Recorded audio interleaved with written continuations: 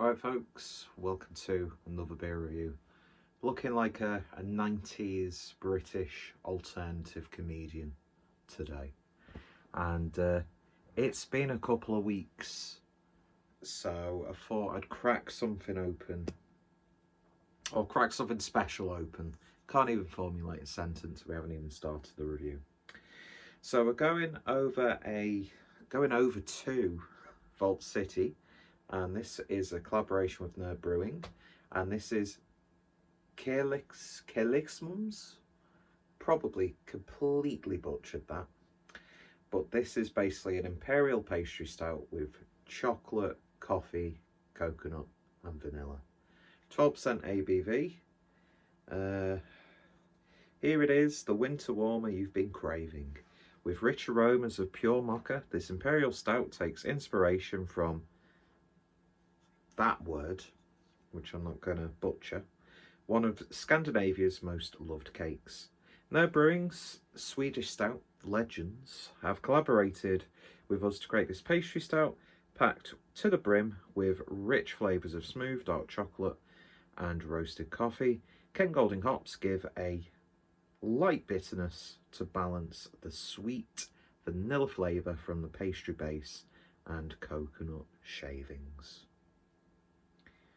And yeah, very nice indeed. Been a good while since I've had anything from Vault City, and I picked this up from Taps and Bottles in Southport when I was out for a few drinks with my good friend Adam, aka Mersey Beers, who, as I'm recording this, is in Marlborough, meeting up with another legend, Harry, aka Blue Nose Beer Reviews, and Brett, Beardy Beer Reviews, and a couple of other folks.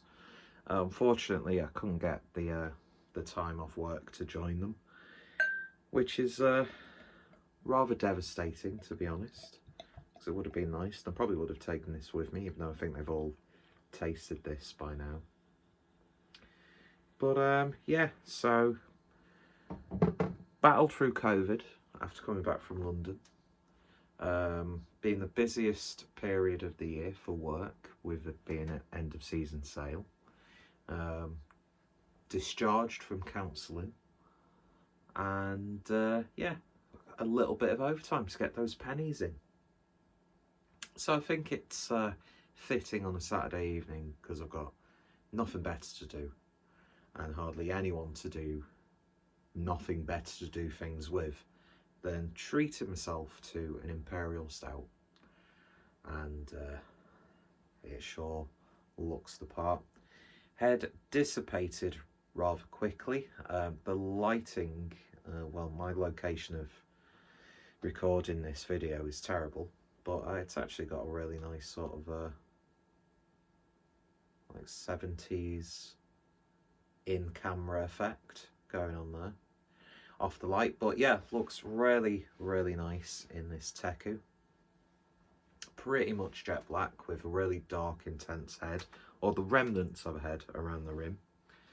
And yeah, looking very nice. It was pouring very nice as well. So on the nose,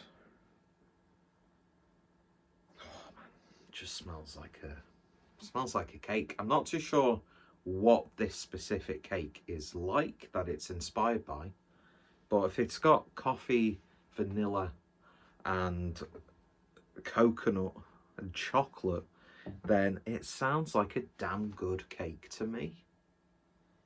And it is very cakey. It falls perfectly under the guise of a pastry stout. But yeah, you're getting those sort of like chocolate brioche. Coffee is quite tame in terms of an aromatic. You do definitely get the shavings of coconut, like when you're baking and you open up like a thing of desiccated coconut. That's what it smells like. And for a 12% ABV imperial stout, getting next to no booze on the nose, which I think is one of those like characteristics of a pastry stout. Apologies, this is a terribly worded and dictated review. I've just lost the ability to talk, and it looks like I've got like an army haircut. because it's gone a bit flat on the top, but sort of look like a 50s dad, back when it was socially acceptable to hit your wife and smoke cigarettes because of health benefits. Oh, how times have thankfully changed. Or I look like I'm doing a really shit lumberjack cosplay of what's his face in Falling Down. I might actually get myself a Mackey's breakfast tomorrow. Michael Douglas, that's who I was thinking of. And how dare I compare my looks to those of Michael Douglas? There's a funny Catherine Zeta-Jones joke from the late great Norm Macdonald, which I'm not going to say because it's highly inappropriate, and you know me, I'm a very appropriate content creator who would never say anything in bad taste. But yeah, smells absolutely fantastic. Really, really does. Loads of like melted chocolate, milk dark. Doesn't have that Bounty Bar character, that's what I would say. But I can look past that. Anyway, let's give it a taste. Cheers, folks.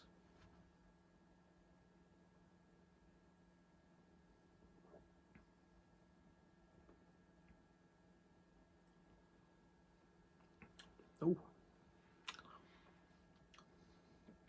Well, that's as smooth as you like.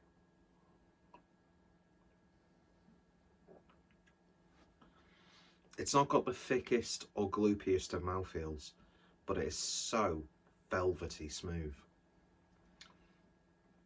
Like a sort of, like a semi-skimmed milk almost.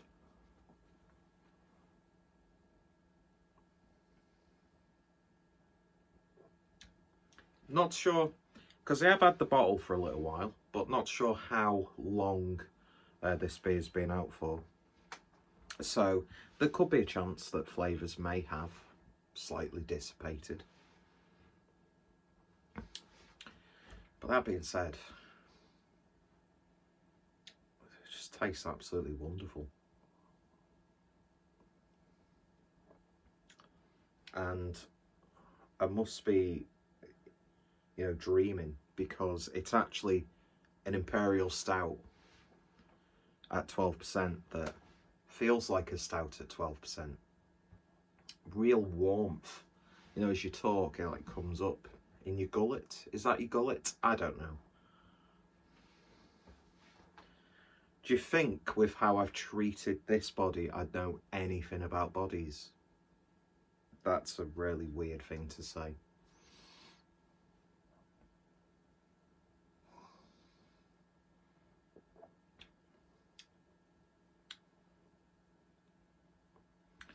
It's not a cherry flavour, but there's like a fruit, like that dark fruit character coming through. And I'm instantly reminded of like a not obscenely sweet, but a slightly sweeter sort of port or cooking sherry. There is an element of that. Maybe that slight vanilla character is playing into that. Loads of bitter chocolate, especially on the back end. It is like you've been eating a bit of dark chocolate, and you can still sort of like feel it and taste it after you've swallowed it. Don't know why I giggled. Highly inappropriate. I'm 33 years old. Why am I making jokes like that? But then again, I do still laugh when the words hard and on are used innocently in a sentence. And I'm probably still guilty every now and then of ending people's sentences with, that's what she said. So, you know, very immature. But yeah, I'm getting like a really sort of almost fortified wine element that I just can't, it's not I can't look past, because I'm really enjoying that character. It's not too sickly sweet. It's not one of those ones where they've thrown so much into it where it becomes like absurdly dessert-like. which there's nothing wrong with that, because it's really nice and flavoursome to have beers like that. I've never really understood like these arguments of, oh, I hate the fact that every Imperial Stout's like full of flavourings and all this sort of stuff. Beer's beer, and it's such a wide sort of spectrum of styles, sub-styles, brewing techniques, experimentation. You've got like the gimmicky stuff, you've got like really straight-faced traditional stuff, and that's the great thing. To me that argument is sort of like invalid, because easy solution, don't keep buying those beers and don't keep drinking those beers. Do you know what I mean? Not that I'm having a go at anyone, because it can get a little bit tiresome every now and then, not gonna lie, but it's like, I'll just not buy those sorts of beers for a while and then come back to them, and I'll really enjoy them 9 times out of 10.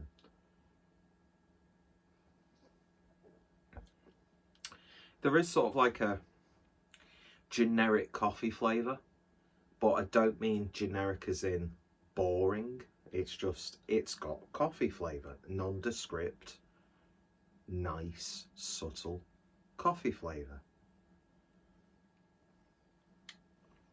Coconut, there's like a bit of a burst, but it's not. When you use the word burst, you think of like poof, but it's sort of like a, it's not a boosh, it's a poof of coconut on the back end, and then it just like dissipates, and you get this really nice dark chocolate bitterness coming through.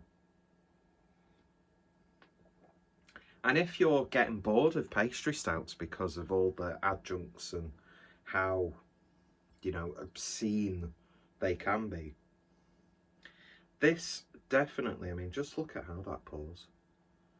This definitely toes the line of being adventurous, but not silly. But then a lot of people drink it and they probably want more of that. They want that fun, they want that playfulness. But if you want a really well brewed Imperial Stout that just so happens to have those sorts of additions to it, then you're going to really enjoy it. It's just a wonderfully brewed stout that just so happens to have additional ingredients. Because I can tell you for sure, it's a bit of a weird phrase, isn't it? Tell you for sure. Tell you for nout. That if they were to have just brewed an Imperial Stout without putting that stuff in it, you've got a really great base Imperial Stout, which you could then do different things with.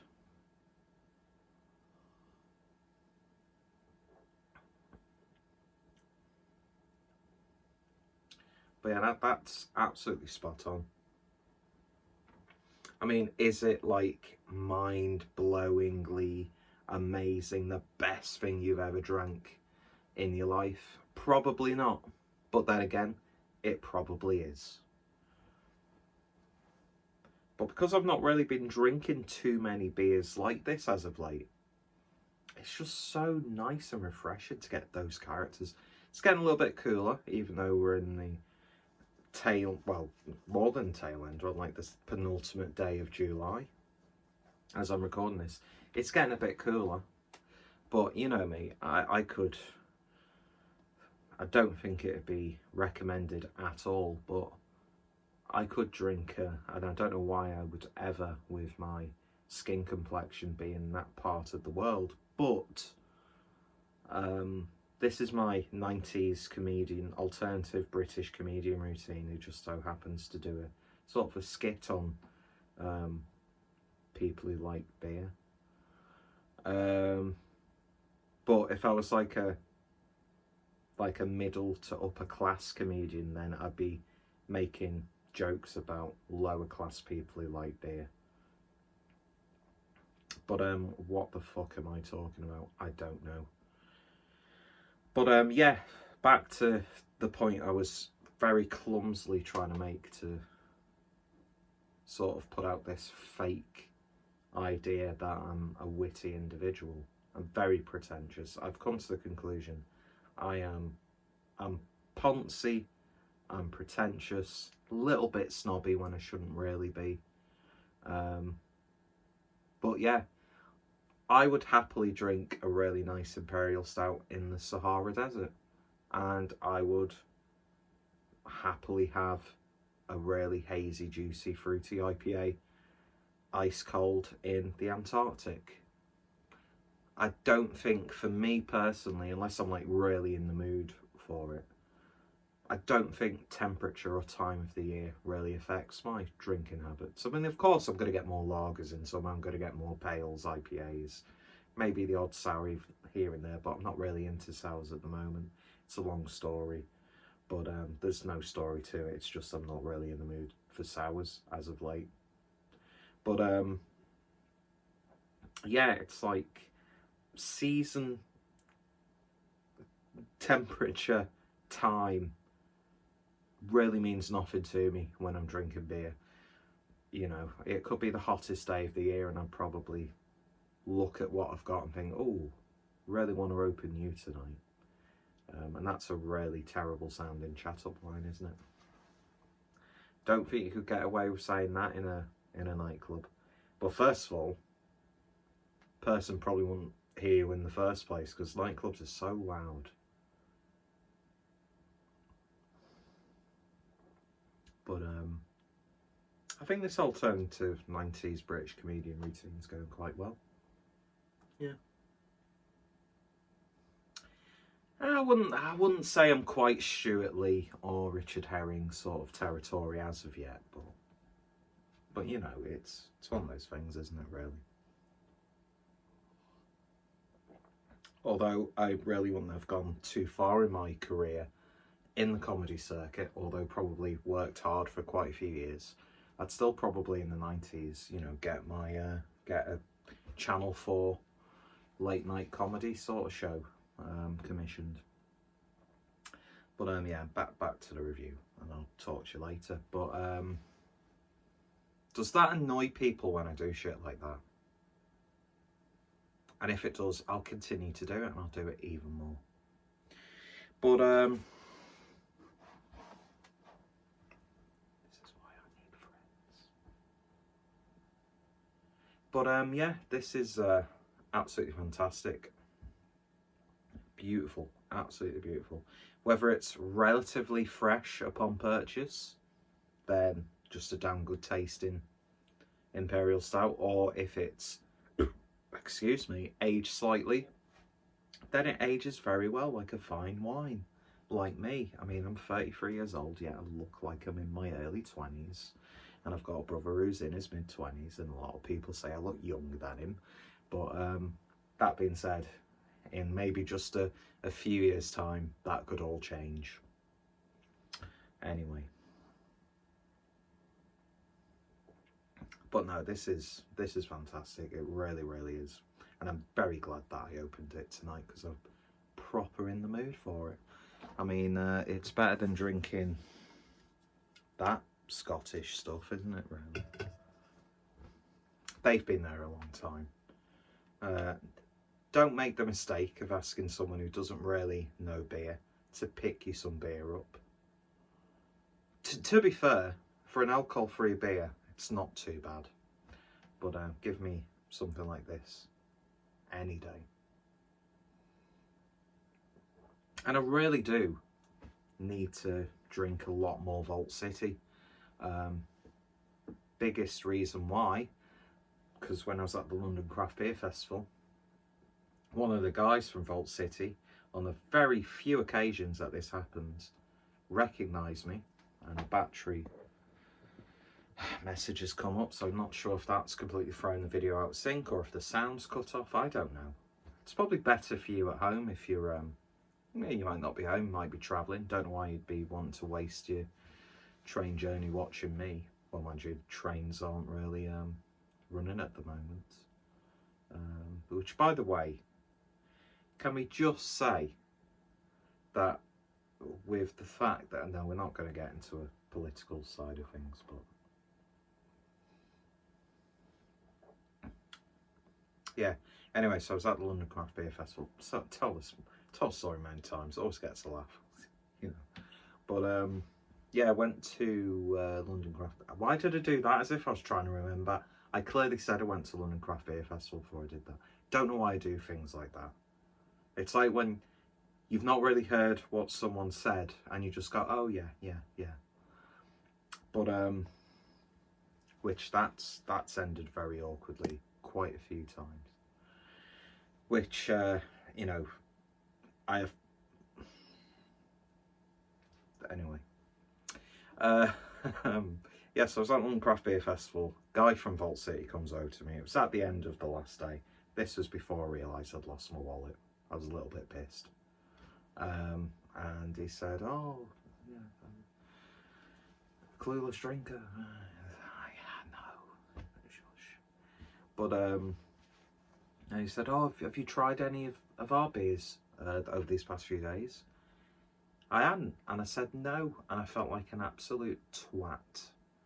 And I don't think he was really too bothered, but I think with my sort of like hesitant response, he sort of just felt sorry for me. Yeah. I don't know how I've got through, you know, to this point in my life. I get fucking flashbacks on when I've not been able to do like a fist bump or a high five properly, or if I've awkwardly said bye to a complete stranger in the supermarket. Stuff like that lingers and it burns. But yeah, I'm just waffling, mainly because I'm lonely and just need someone to talk to. Stop the voices. Anyway, I would never actually be like this in front of people, so I don't know why I do this sort of stuff. Yeah, if you've tried it, let me know your thoughts, opinions. Are you a fan of Vault City? Are you a fan of Nerdbrewing? What's some of your favourite beers? Links to both of them are in the description. And I never remember to put the links to any of the places where I purchase beers, but hopefully I'll do it this time. So go check out Taps and Bottles. It's getting really warm in here because I've got a big light there, I've got the lamp on there, I've got this like oversized like £4 checkered shirt from Primark, which it's very practical because I rock it, and you could wear it as just like almost like a jacket, but then you could button up and you've got a nice shirt. It's good in autumn, can get away with it in slightly warmer temperatures. And yeah, that's your fashion update from Gok Twat. And yeah, I actually thought that was a little bit funny. Cheers for watching. You all take care, stay safe, and if you want to subscribe from the channel, I really don't blame you at this point. Cheers.